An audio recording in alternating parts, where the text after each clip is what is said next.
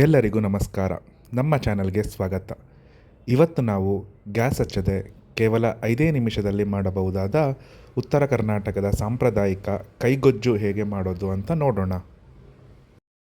ಮೊದಲಿಗೆ ಒಂದು ಬೌಲ್ ತೆಗೆದುಕೊಂಡು ಅದಕ್ಕೆ ಸ್ವಲ್ಪ ಒಣ ಹುಣಸೆ ಹಣ್ಣಿನ ತುಂಡುಗಳನ್ನು ಹಾಕಿ, ನಂತರ ಅದಕ್ಕೆ ಹುಣಸೆ ಹಣ್ಣು ನೆನೆಯಲು ಮತ್ತು ಗೊಜ್ಜಿಗೆ ಬೇಕಾಗುವಷ್ಟು ನೀರು ಸೇರಿಸಿ ಪಕ್ಕಕ್ಕೆ ಇಡಿ. ಈಗ ಒಂದು ಕುಟಾಣಿ ತೆಗೆದುಕೊಂಡು ಅದಕ್ಕೆ ಸುಲಿದ ಬೆಳ್ಳುಳ್ಳಿ ಎಸಳುಗಳನ್ನು ಹಾಕಿ. ಈಗ ಅದೇ ಕುಟಾಣಿಗೆ ಹಸಿಮೆಣಸಿನಕಾಯಿ ಮತ್ತು ರುಚಿಗೆ ತಕ್ಕಷ್ಟು ಉಪ್ಪು ಸೇರಿಸಿ. ಈಗ ಎರಡನ್ನೂ ಸೇರಿಸಿ ಚೆನ್ನಾಗಿ ಜಜ್ಜಿಕೊಳ್ಳಿ.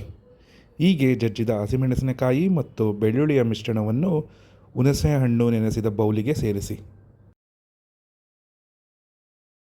ಈಗ ಮತ್ತೆ ಕುಟಾಣಿಗೆ ದಪ್ಪದಾಗಿ ಹಚ್ಚಿದ ಈರುಳ್ಳಿಯನ್ನು ಹಾಕಿ ಪೂರ್ತಿ ಪೇಸ್ಟ್ ಮಾಡದೆ ಲೈಟಾಗಿ ಜಜ್ಜಿಕೊಳ್ಳಿ. ನಂತರ ಅದೇ ಕುಟಾಣಿಗೆ ಸಣ್ಣಗೆ ಹಚ್ಚಿದ ಕೊತ್ತಂಬರಿ ಸೊಪ್ಪನ್ನು ಹಾಕಿ.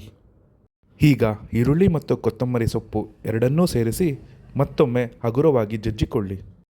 ಈಗ ಜಜ್ಜಿದ ಈರುಳ್ಳಿ ಮತ್ತು ಕೊತ್ತಂಬರಿ ಸೊಪ್ಪಿನ ಮಿಶ್ರಣವನ್ನು ಕೂಡ ಅದೇ ಬೌಲ್ಗೆ ಸೇರಿಸಿ.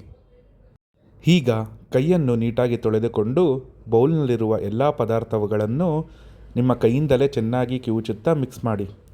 ಹುಣಸೆ ಹಣ್ಣಿನ ರಸ ಮಸಾಲೆಯೊಂದಿಗೆ ಪೂರ್ತಿಯಾಗಿ ಬೆರೆಯಬೇಕು. ನಿಮ್ಮ ನಾಲಿಗೆಗೆ ರುಚಿ ನೀಡುವ ಬಿಸಿ ಬಿಸಿಯಾದ ಖಾರ ಹುಳಿಯಾದ ಕೈಗೊಜ್ಜು ಈಗ ಸವಿಯಲು ಸಿದ್ಧ.